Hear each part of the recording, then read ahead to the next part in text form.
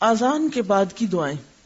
حضرت عبداللہ بن عمرو بن عاص رضی اللہ عنہ روایت کرتے ہیں کہ رسول اللہ صلی اللہ علیہ وسلم نے فرمایا، جب تم مؤذن کی آواز سنو تو تم مؤذن کو جواب دو، یعنی آذان کا جواب دینا لازم ہے، اور جب آذان ختم ہو جائے تو مجھ پر درود بھیجو، پس تحقیق جو مجھ پر ایک بار درود بھیجتا ہے اللہ اس پر 10 بار رحمت بھیجتا ہے۔ تو آذان کے فوراً بعد کیا کام کرنا چاہیے؟ درود شریف پڑھنا چاہیے۔ کتنی دفعہ؟ 1 دفعہ۔ کیسے؟ نماز والا میں 1 دفعہ پڑھ دیتی ہوں درست تلفظ کے ساتھ، غور سے سن لیجئے۔ اللہم صلی علی محمد وعلی آل محمد کما صلیت علی ابراہیم وعلی آل ابراہیم انک حمید مجید، اللہم بارک علی محمد وعلی آل محمد کما بارکت علی ابراہیم وعلی آل ابراہیم انک حمید مجید۔ یا الہی رحمت بھیج محمد صلی اللہ علیہ وسلم پر اور آل محمد پر، جیسے رحمت بھیجی تو نے ابراہیم اور آل ابراہیم پر، بے شک تو تعریف کیا گیا بزرگی والا ہے۔ یا الہی برکت بھیج محمد صلی اللہ علیہ وسلم پر اور آل محمد پر، جیسے برکت بھیجی تو نے ابراہیم پر اور آل ابراہیم پر، بے شک تو تعریف کیا گیا بزرگی والا ہے۔ حضرت جابر رضی اللہ عنہ روایت کرتے ہیں کہ رسول اللہ صلی اللہ علیہ وسلم نے فرمایا، جو شخص آذان کا جواب دے اور پھر آذان ختم ہونے پر یہ دعا پڑھے، اس کے لیے قیامت کے دن میری شفاعت واجب ہو جاتی ہے۔ کیا ہے دعا؟ اللہم رب هذه الدعوة التامة والصلاة القائمة آت محمدا الوسيلة والفضيلة وابعثه مقاما محمودا الذي وعدته۔ اس پوری پکار یعنی آذان کے اور قیامت تک قائم رہنے والی نماز کے رب محمد صلی اللہ علیہ وسلم کو وسیلہ اور بزرگی عطا فرما اور انہیں مقام محمود میں پہنچا جس کا تو نے ان سے وعدہ کیا ہے۔ وسیلہ کیا چیز ہے؟ وسیلہ کے متعلق خود رسول اللہ صلی اللہ علیہ وسلم فرماتے ہیں، تحقیق وسیلہ بہشت میں ایک درجہ ہے، یعنی ایک مقام ہے جو صرف ایک بندے کے لائق ہے، یعنی ایک خاص اسپیشل جگہ ہے جس میں صرف ایک ہی شخص جا سکتا ہے، اور میں امید رکھتا ہوں کہ وہ بندہ میں ہی ہوں، پس جس نے آذان کی دعا پڑھ کر اللہ سے میرے لیے وسیلہ مانگا اس کے لیے میری یعنی حضور صلی اللہ علیہ وسلم کی شفاعت واجب ہو گئی۔ نبی صلی اللہ علیہ وسلم کے ارشاد سے معلوم ہوا کہ وسیلہ بہشت کے ایک بلند و بالا درجے کا نام ہے۔ دعائے آذان میں اضافہ۔ مسنون دعائے آذان میں بعض لوگوں نے چند الفاظ بڑھا رکھے ہیں اور وہ الفاظ مروجہ کتب نماز میں بھی موجود ہیں۔ دعائے مسنونہ کے جملہ والفضیلہ کے بعد والدرجۃ الرفیعہ کی زیادتی کرتے ہیں، اور آگے وعدتا ہوں کہ خالص دودھ میں ورزقنا شفاعتہ یوم القیامہ کا پانی ملا رکھا ہے، اور پھر اخیر میں مسنون دعا کے اندر یا ارحم الراحمین کی آمیزش ہے۔ افسوس، کیا نبی صلی اللہ علیہ وسلم کی بتائی ہوئی دعا میں یہ خامی رہ گئی تھی جو بعد کے لوگوں نے اپنے اضافے سے پوری کی؟ مسلمانوں کو رسول اللہ صلی اللہ علیہ وسلم کے فرمان پاک میں کمی یا زیادتی کرنے کے تصور سے کانپ اٹھنا چاہیے، یعنی ہمارا کوئی مقام نہیں کہ ہم اپنی طرف سے اضافے کریں۔ نبی صلی اللہ علیہ وسلم نے رات کو باوضو ہو کر سونے سے پہلے پڑھنے کے لیے ایک دعا بتائی۔ حضرت براء بن عازب رضی اللہ عنہ نے پڑھ کر سنائی تو بنبی کا کی جگہ برسول کا یعنی نبی کی جگہ رسول کہا تو نبی صلی اللہ علیہ وسلم نے فرمایا، میرے بتائے ہوئے لفظ نبی کو رسول سے مت بدلو بلکہ بنبی کا ہی کہو، یعنی حتیٰ کہ دعاؤں میں بھی آپ نے الفاظ کو بدلنے کی اجازت نہیں دی، الا یہ کہ آپ نے خود ہی 2 مختلف طریقوں سے ایک چیز بتائی ہو۔ حضرت سعد بن ابی وقاص روایت کرتے ہیں کہ رسول اللہ صلی اللہ علیہ وسلم نے فرمایا، جو شخص مؤذن کی اذان سن کر یہ دعا پڑھے تو اس کے گناہ بخش دیے جائیں گے۔ دعا یہ ہے، اشہد ان لا الہ الا اللہ وحدہ لا شریک لہ وان محمدا عبدہ ورسولہ رضیت باللہ ربا وبمحمد رسولا وبالاسلام دینا۔ میں گواہی دیتا ہوں کہ اللہ کے سوا کوئی سچا معبود نہیں، وہ ایک ہے، اس کا کوئی شریک نہیں، اور حقیقت میں محمد صلی اللہ علیہ وسلم اس کے بندے اور رسول ہیں۔ میں اللہ کے رب ہونے اور محمد صلی اللہ علیہ وسلم کے رسول ہونے اور اسلام کے دین ہونے پر راضی ہوں۔ اذان و اقامت کے کچھ اور مسائل۔ ہر نماز کے وقت اذان دینی چاہیے۔ رسول اللہ صلی اللہ علیہ وسلم نے فرمایا، جب نماز کا وقت آئے تو تم میں سے کوئی ایک اذان کہے، یعنی تم ہی میں سے کوئی ایک اذان کہے۔ اس سے کیا پتہ چلتا ہے کہ تم ہی میں سے ایک، یعنی مسلمانوں میں سے کوئی ایک اذان دے، یعنی جو لوگ وہاں اس خاص جگہ پر موجود ہوں انہی میں سے کسی کو اذان دینی چاہیے۔ لہذا ٹیلی ویژن کی اذان یا پھر ٹیپ ریکارڈر پہ اذان یا گھڑیوں میں اذان، وہ ایک یاد دہانی تو ہے، لیکن اصل مقصد یا اصل فائدہ اس سے نہیں حاصل ہو سکتا۔ اس لیے یہ سوچنا کہ کہیں صرف ٹیپ ریکارڈر چلا کے اذان دے دی جائے تو وہ اصل اذان کے برابر ہوگی، اصل اذان برابر نہیں ہوگی۔ ہاں یہ ہے کہ نہ ہونے سے بہتر ہے کہ انسان کچھ تو سنے، خصوصاً ایسی جگہیں، ایسے ملک جہاں بالکل بھی اذان نہیں ہوتی، اور اگر آپ وہاں مہینوں مسجد نہیں جاتے، جیسے خواتین کو روکا بھی جاتا ہے مسجد جانے سے، تو اس کا مطلب یہ ہے کہ زندگی اتنی بڑی خیر سے محروم ہی گزرتی چلی گئی۔ تو اس لیے ضروری ہے کیا کہ انسان پھر کوئی آلٹرنیٹ تلاش کرے۔ حضرت بلال رضی اللہ عنہ سے مذکور ہے کہ وہ اذان کہتے ہوئے کانوں میں انگلیاں ڈالتے تھے، اذان کہتے ہوئے کانوں میں انگلیاں ڈال لیتے تھے، کیونکہ بلند آواز سے پکارنا ہوتا تھا نا۔ حی علی الصلاح کہتے وقت منہ دائیں طرف پھیریں، اور حی علی الفلاح کہتے وقت بائیں طرف، لیکن سینہ نہیں، صرف گردن موڑنا ہوتی، یعنی یہ نہیں کہ آپ پورے کے پورے خود بھی ادھر مڑ جائیں، نہیں۔ حضرت عثمان بن ابی العاص رضی اللہ عنہ کی روایت ہے کہ نبی صلی اللہ علیہ وسلم نے ان کو ان کی قوم کا امام مقرر کیا اور فرمایا، واتخذ مؤذنا لا یأخذ علی آذانہ اجرا، کہ مؤذن وہ مقرر کر جو اپنی آذان پر مزدوری نہ لے، یعنی اللہ کا نام بلند کرنے پر اجرت نہ لے۔ مؤذن وہ مقرر کرنا چاہیے جو بلند آواز والا ہو۔ حضرت عبداللہ بن زید کہتے ہیں کہ رسول اللہ صلی اللہ علیہ وسلم نے انہیں فرمایا، بلال کو آذان سکھاؤ کیونکہ وہ تم سے بلند آواز ہے۔ یعنی ہر کام یا ڈیوٹی اسی شخص کے سپرد کی جانی چاہیے جو اس کا اہل ہو، اس میں ڈسکریمنیشن کی بات نہیں، اور ہر کام ایک ہی شخص نہیں کر سکتا۔ اللہ نے مختلف لوگ مختلف صلاحیتوں کے ساتھ پیدا ہی اس لیے کیے ہیں کہ وہ مل جل کر دنیا کا نظام چلائیں، چاہے وہ دین سے متعلق کوئی چیز ہو یا دنیا سے متعلق۔ ایک صحابیہ رضی اللہ عنہا فرماتی ہیں کہ مسجد کے قریب تمام گھروں سے میرا مکان اونچا تھا، یعنی ہائٹ زیادہ تھی، اور حضرت بلال اس مکان پر چڑھ کر فجر کی اذان دیتے تھے۔ تو اس سے یہ بھی پتہ چلتا ہے کہ اذان بلند جگہ سے دینی چاہیے، کیونکہ اس سے آواز زیادہ پھیلتی۔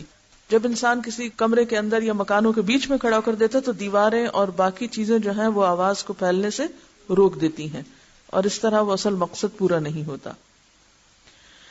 حضرت عبداللہ بن عمر رضی اللہ عنہ روایت کرتے ہیں کہ رسول اللہ صلی اللہ علیہ وسلم نے ایک آدمی کو فرمایا، جیسے مؤذن کہتا ہے تو بھی اسی طرح جواب دے، پھر جب تو جواب سے فارغ ہو جائے تو دعا مانگ، تو دیا جائے گا۔ تو اس سے کیا پتہ چلتا ہے کہ اذان کا جواب دینے کے بعد دعا قبول ہوتی۔ رسول اللہ صلی اللہ علیہ وسلم نے فرمایا، اذان اور تکبیر کے درمیان اللہ تعالیٰ دعا رد نہیں فرماتا، یعنی وہ دعا کی قبولیت کا وقت ہوتا ہے۔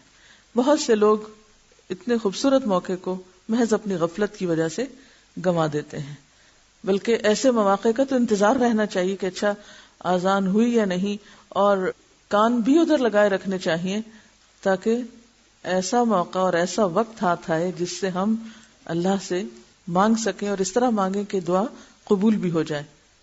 بیماریوں اور وبا کے موقع پر لوگ گھر گھر اذانیں دیتے ہیں، یہ سنت سے ثابت نہیں، کیونکہ اس سلسلے میں پیش کی جانے والی تمام روایات ضعیف ہیں۔ تو آپ نے دیکھا ہوگا مدینہ میں کئی دفعہ بہت مشکل حالات آئے، آپ کو جنگ احزاب کا موقع بھی یاد ہوگا کہ جب مسلمانوں کا حال کیا ہو گیا تھا، ہنالک ابتلی المؤمنون وزلزلوا زلزالا شدیدا، اتنا شدید خوف و ہراس تھا اور اتنی شدید آزمائش تھی کہ بس یوں لگتا تھا کہ اب ختم ہی ہو کے رہ جائے گا سب سلسلہ۔ لیکن ایسے موقع پر بھی مدافعت کے لیے کوئی اذانیں نہیں دی گئی تھی گھر گھر میں یا چھتوں پہ چڑھ کے. الصلاۃ خیر من النوم کے الفاظ سوائے اذان فجر کے کسی اور اذان میں نہیں کہنے چاہیے. اقامت اذان کے فوراً بعد نہیں ہونی چاہیے. یہ نہیں کہ ادھر سے اذان اور دوسری طرف اقامت شروع ہو جائے، کیونکہ نبی صلی اللہ علیہ وسلم نے فرمایا اذان اور تکبیر کے درمیان نفل نماز کا وقفہ ہوتا ہے. یعنی نماز کی جو سنتیں ہوتی ہیں وہ اس وقت ادا کی جاتی ہیں. صبح صادق سے کچھ دیر پہلے والی اذان جائز ہے، یعنی تہجد کی اذان جس کو بولتے ہیں. نبی صلی اللہ علیہ وسلم نے فرمایا تمہیں بلال کی اذان سحری کھانے سے نہ روکے، کیونکہ وہ رات کو اذان دیتے ہیں تاکہ تہجد پڑھنے والا لوٹ آئے، یعنی تہجد سے فارغ ہو جائے اور سونے والا نماز فجر کے لیے خبردار ہو جائے. اور عموماً لوگ حضرت بلال کی اذان کے ساتھ اٹھتے تھے اور پھر دوسری اذان کے ساتھ فجر پڑھتے تھے اور اس بیچ کے عرصے میں سحری کھاتے تھے. نبی صلی اللہ علیہ وسلم نے فرمایا جب اقامت ہو جائے تو فرض نماز کے علاوہ کوئی نماز نہیں ہوتی، یعنی جب تکبیر ہو جائے صفیں بننے لگیں تو پھر نفل سنت وغیرہ کچھ نہیں، اسے ختم کر دینا چاہیے. رسول اللہ صلی اللہ علیہ وسلم نے میدان عرفات میں 2 نمازیں اکٹھی پڑھی. آپ نے آذان ایک مرتبہ دلوائی اور ہر نماز کے لیے اقامت الگ الگ کہلوائی. جس سے پتہ چلتا ہے کہ جب نمازیں جمع کی جا رہی ہوں کسی بھی وجہ سے، خواہ وہ کسی سبب قضا ہو گئی تو آپ جمع کر رہے ہیں یا سفر کی وجہ سے جمع کریں، 2 ہی اسباب ہوتے ہیں نا جمع کرنے کے. گھر میں آرام سے بیٹھ کے تو نہیں جمع کی جاتی، الا یہ کہ کوئی بیمار ہو یا کسی ایسے عذر میں ہو. تو ایسی صورت میں آذان ایک ہی بار ہوگی، کیونکہ جب ایک نماز کا وقت ہو تو ایک ہی دفعہ آذان ہوتی ہے، لیکن ہر نماز کے لیے پھر اقامت الگ الگ. رسول اللہ صلی اللہ علیہ وسلم نے فرمایا جب اقامت کہی جائے تو صف میں شامل ہونے کے لیے نہ بھاگو. یعنی اقامت ہوگی، مثلا یہ مسجد کا حال ہے اور کوئی شخص وہ اس دروازے کے پاس ہے یا باہر ہے، اس نے سنا اقامت ہو گئی، اب وہ کیا کرے، دڑ دڑ بھاگنا شروع کر دے. اس کے پیچھے ایک اور ہے، وہ بھی بھاگنا شروع کر دے.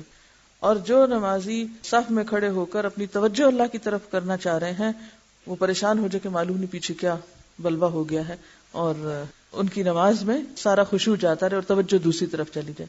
لہذا اس وقت وقار اور سکینت کے ساتھ چل کر آنا چاہیے. فرمایا جب اقامت کہی جائے تو صف میں شامل ہونے کے لیے نہ بھاگو بلکہ وقار کے ساتھ چلتے ہوئے آؤ. جو نماز تم امام کے ساتھ پا لو وہ ٹھیک ہے اور جو رہ جائے اسے بعد میں پورا کرو.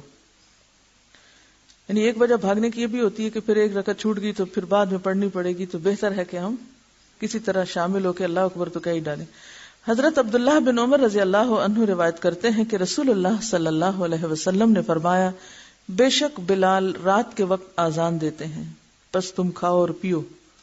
یعنی بلال کی آذان سن کر سحری کھانا نہ چھوڑو، وہ تہجد کی آذان ہے، یعنی اس کی اجازت. حضرت عبداللہ بن مسعود رضی اللہ عنہ کی حدیث میں اس پہلی آذان کی حکمت یہ ہے کہ بلال رضی اللہ عنہ کی آذان اس لیے ہوتی تاکہ نماز تہجد ادا کرنے والا نماز فجر کی تیاری کے لیے کچھ آرام کر لے اور جو سویا ہوا ہو وہ نماز فجر کے لیے بیدار ہو جائے. اس آذان اور نماز فجر کی آذان میں اتنا وقفہ نہیں ہوتا تھا جتنا کہ آج کل کیا جاتا ہے. حرم میں آپ نے دیکھا ہوگا کہ یہ 2 آذانیں ہوتی ہیں اور اس میں تقریباً 1 گھنٹے کا وقفہ ہوتا ہے یا کچھ کم و بیش. حضرت عائشہ فرماتی ہے دونوں مؤذنوں کے درمیان صرف اس قدر وقفہ ہوتا کہ ایک آذان دے کر اترتا اور دوسرا آذان کے لیے چڑھ جاتا. یہ بہت کم وقفہ ہوتا تھا. اس لیے بھی پتہ چلتا ہے کہ وہ کتنے لمبے چوڑے کھانے کا اہتمام کرتے تھے. ایک شخص آذان سن کر مسجد سے نکلا. حضرت ابو ہریرہ رضی اللہ عنہ نے فرمایا کہ بے شک اس شخص نے ابو القاسم کی نافرمانی کی. یعنی آذان ہو رہی تھی اور وہ نماز پڑھنے کے بجائے مسجد سے نکل کر کسی اور کام چلا گیا. نبی صلی اللہ علیہ وسلم نے فرمایا جو نماز کا ارادہ کرے تو گویا وہ نماز ہی میں ہے. جب آپ نے سوچ لیا کہ مجھے نماز پڑھنی ہے تو جب تک آپ پڑھ نہیں چکتے وہ سارا وقت اس طرح کی نماز ہی کی کیفیت میں، یعنی اس وقت پھر انسان کو اپنی توجہ ادھر کرنی چاہیے اور دنیا کی دلچسپیاں چھوڑ دینی چاہیے یا وہ ایک خاص کیفیت اس کے اوپر آنی چاہیے. حمید روایت کرتے ہیں کہ میں نے ثابت بنانی سے پوچھا کیا نماز کی اقامت ہو جانے کے بعد امام باتیں کر سکتا ہے؟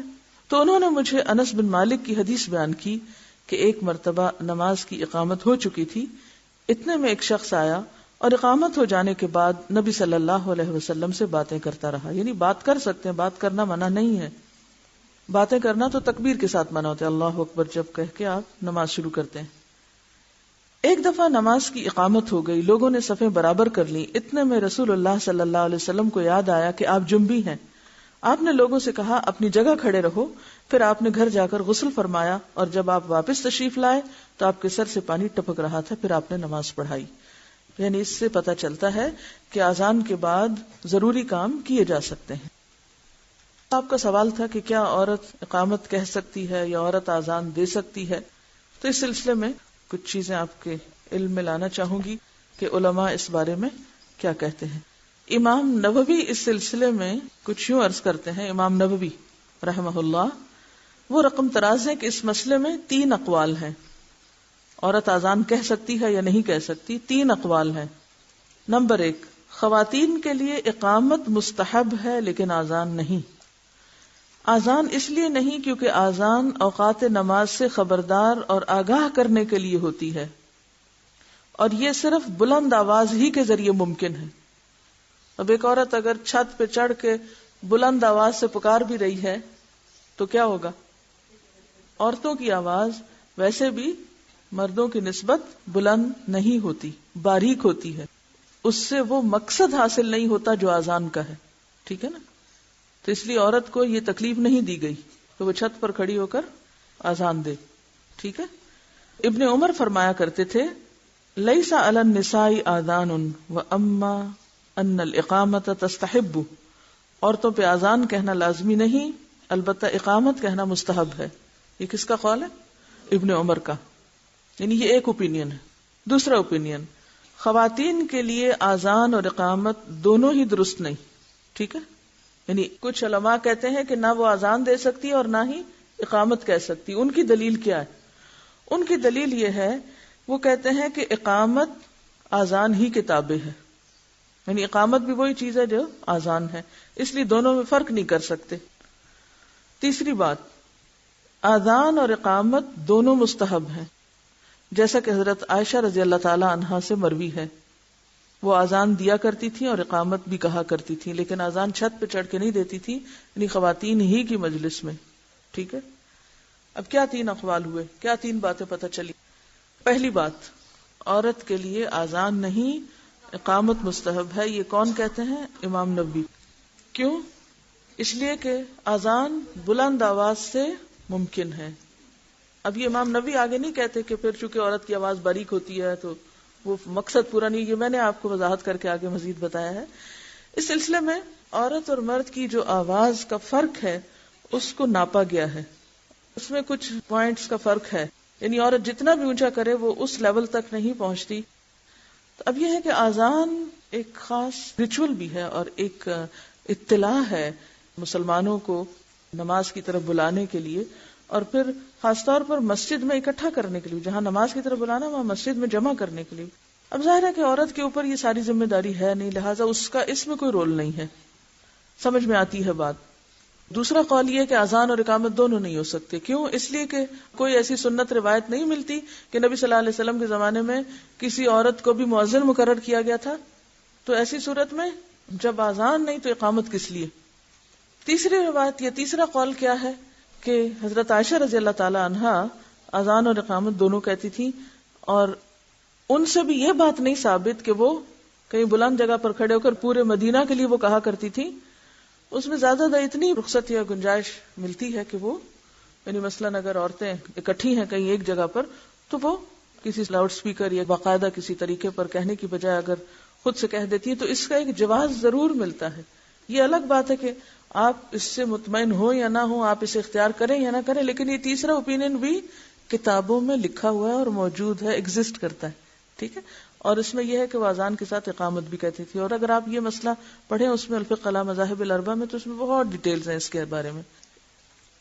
ابن حزم کہتے ہیں عورتوں پر اذان اور اقامت کہنا ضروری نہیں، یعنی لازمی نہیں، لیکن اگر وہ اذان اور اقامت کہتی ہیں تو بہتر ہے، کہہ سکتی ہیں، رخصت ہے ان کے نزدیک۔ یعنی ان پر عدم وجوب کی دلیل یہ ہے کہ رسول اللہ صلی اللہ علیہ وسلم نے اذان کا حکم صرف انہیں دیا ہے جن پر جماعت میں آ کر نماز پڑھنا فرض کیا ہے، یعنی جن پر جماعت فرض ہے اذان بھی انہی کے لیے ہے. جیسا کہ ارشاد فرمایا فَلْيُؤَذِّن لَكُمْ أَحَدُكُمْ کہ تمہارے لیے اذان دے تمہیں میں سے کوئی ایک. اور جنہیں یہ حکم دیا ہے ان میں خواتین شامل نہیں. لیکن وہ کہتے ہیں کہ اذان اور اقامت بہرحال اللہ کا ذکر ہے اور انہیں ان کے وقت میں کہنا ایک اچھا فعل ہے. اور ہم نے ان ابن جریج ان عطا روایت کیا ہے کہ عورت اپنی ذات کے لیے اقامت کہہ سکتی ہے. اور امام طاؤس نے کہا ہے کہ ام المومنین حضرت عائشہ اذان اور اقامت دونوں کہتی تھیں. المحلہ ابن حزم کی کتاب ہے، اس میں یہ لکھا ہوا ہے والیوم 3 پیج 129 حضرت عائشہ کی روایت جو وہ کہتے ہیں کہ ام المومنین حضرت عائشہ رضی اللہ تعالی عنہا دونوں کہا کرتی تھیں.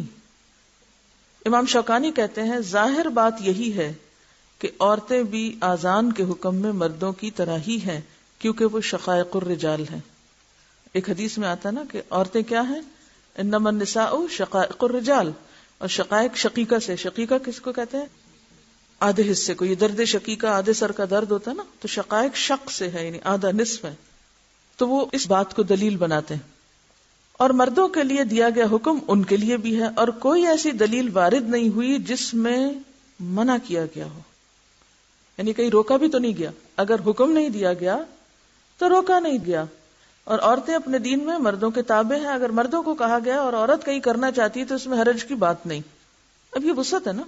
وہ کہتے ہیں کہ اگر عورتوں کو اس مسئلے سے خارج کرنے کی کوئی صحیح دلیل مل جائے تو ٹھیک، یعنی اگر کہیں روکا گیا ہے اور دلیل مل جائے تو ٹھیک ہے، ورنہ وہ مردوں کی طرح ہی ہیں یعنی دین کے احکام ماننے میں.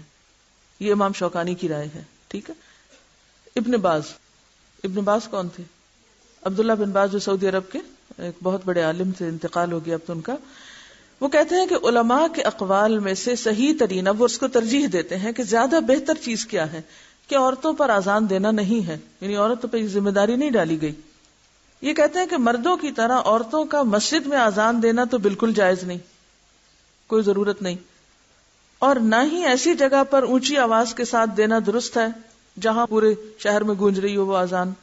ہاں اگر کسی الگ جگہ میں صرف خواتین کی مجلس یا اجتماع ہو تو وہاں ہلکی آواز سے عورت اذان دے سکتی ہے، جیسا کہ حضرت عائشہ کے عمل سے یہ بات ثابت ہوتی ہے. البانی کہتے ہیں یہ اور اس طرح کے آثار عمل کے لیے درست ہیں.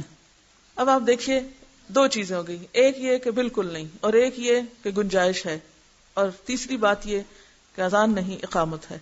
اب آپ کہاں کھڑے ہیں؟ اب آپ دیکھیے کہ اختلاف رائے تو ہے، کس کو غلط کہیں گے؟ اب غلط صحیح کی تو بات نہیں ہے نا، یہاں دین کی وسعت ہے یعنی گنجائش ہے. دیکھیے چلیے آپ تو ماشاءاللہ اتنے خوش قسمت ہیں، دن میں 5 دفعہ زوردار آواز سے اذان سنتے ہیں. آپ ایسے ممالک، ایسے علاقوں، ایسی جگہوں کے بارے میں بھی سوچئے کہ جہاں واقعی لوگوں نے ساری زندگی اذان نہیں سنی. اب کسی ایسی جگہ پر آپ کے ہسبینڈ کی پوسٹنگ ہو جاتی ہے، ہسبینڈ کو دین سے کوئی دلچسپی نہیں، بچوں کو کون سکھائے گا اذان؟ ماں ہی سکھائے گی. تو اگر کہیں ایسی جگہ ماں سکھانے کے لیے دن میں 2 دفعہ 1 دفعہ ان کو اذان دے کے بتاتی ہے، سکھاتی ہے، تو آپ اس کو حرام کہیں گے؟ نہیں. یہ رخصتیں اس لیے بھی ہیں کہ مخصوص حالات میں بھی انسان کو مخصوص چیزوں کی ضرورت پیش آتی. بعض ممالک ایسے ہوتے ہیں کہ جہاں ڈھیر عورتیں کھیتوں میں کام کر رہی ہوتی ہیں، مثلا ٹی گارڈنز میں سے وہ پک کر رہی ہوتی ہیں ٹی. مجھے یاد ہے کپاس چننے کا سین جس میں میں خود بھی شریک رہی ہوں، تو یہ بہت ہی دلچسپ کام ہے. اب وہاں یہ ہوتا ہے کہ گروپ آف لیڈیز وہ سویرے جاتا ہے، شام تک وہاں رہتا ہے. اب وہاں کوئی مرد نہیں ہوتا بعض اوقات، بالکل کوئی مرد، اگر ہو بھی تو کوئی دور پار ہو، اپنے دوسری جگہ کام کرتے ہیں کیونکہ پسند بھی نہیں کیا جاتا. اتنی غیرت اور حیا پہلے تو تھی، مجھے اب کا نہیں پتا، کہ جس ایریا میں عورتیں کام کر رہی ہیں وہاں مرد کا گزرنا بھی معیوب، بہت ہی برا سمجھا جاتا تھا. اب ایسی جگہ پر اگر نماز کا وقت اور ایک عورت کھڑی ہو کر سب کو ایک نارمل آواز میں نماز کے لیے بلا لیتی ہے، بجائے یہ کہنے آؤ نماز کے لیے آؤ، تو اذان ہے کیا؟ بیسیکلی اطلاع دینا، خبردار کرنا. تو اگر رخصت چھوڑیں گے آپ تو دین میں وسعت اور دین کی خوبصورتی ہے نا، دین باقی تو رہے گا نا، ورنہ تو کیا ہوگا؟ نہ اذان، نہ نماز، اور صرف دنیا ہی دنیا. اور اسی وجہ سے آپ دیکھیں دیہاتوں میں اتنی جہالت عام ہے کہ نماز وہ سمجھتے ہیں ہمارے فرائض میں سے نہیں، یہ نماز تو فارغ لوگوں کا کام ہے. جیسے بچہ پیدا ہوتا ہے اور بعض اوقات وہاں پر کوئی مرد نہیں ہوتا اور اس کی پیدائش کے بعد اگر اس کے کان میں اذان دینا ہے تو آپ دے سکتے ہیں. مجھے خود میرے والد موجود تھے, میرے سب سے چھوٹے سے بڑا بھائی جب پیدا ہوا تو میں نے کہا کہ اس کے اذان دے اذان, تو کہتے ہیں آپ دیں, اور اس کے کان میں مجھ سے انہوں نے اذان دلوائی, ایک میں اذان دوسرے میں اقامت, حالانکہ وہ خود موجود تھے. شاید وہ سکھانا چاہتے تھے کہ کوئی ایسا موقع بھی ہو سکتا ہے کہ جہاں کوئی نہ ہو, یا یہ کہ ہر مرد کو ضروری بھی نہیں کہ اذان آتی بھی ہو. اب مثلاً ایک نیو مسلم ہے, نیا مسلمان ہوا ہے, اب ایک مسلمان عورت جو دین پڑھی لکھی ہے اس کی شادی ایک ایسے شخص سے ہو جاتی ہے جو چند دن پہلے مسلمان ہوئے, اتفاق سے وہ کسی ایسی جگہ جا پہنچتے ہیں کہ جہاں کوئی مسجد نہیں, کوئی اذان نہیں, پھر کیا ہوگا؟ اگر آپ جواز رکھیں گے یا گنجائش رکھیں گے, فلیکسیبلٹی تھوڑی سی ہوگی تو کیا ہوگا؟ دین کا نام بلند ہوتا رہے گا. اور اگر آپ سختی پر آ جائیں گے تو کیا ہوگا؟ رخصت ہو جائے گا دین. ہماری سختیوں نے ہی دین کو رخصت کیا ہے. وآخر دعوانا ان الحمد للہ رب العالمین. سبحانک اللہم وبحمدک نشہد ان لا الہ الا انت نستغفرک ونتوب الیک.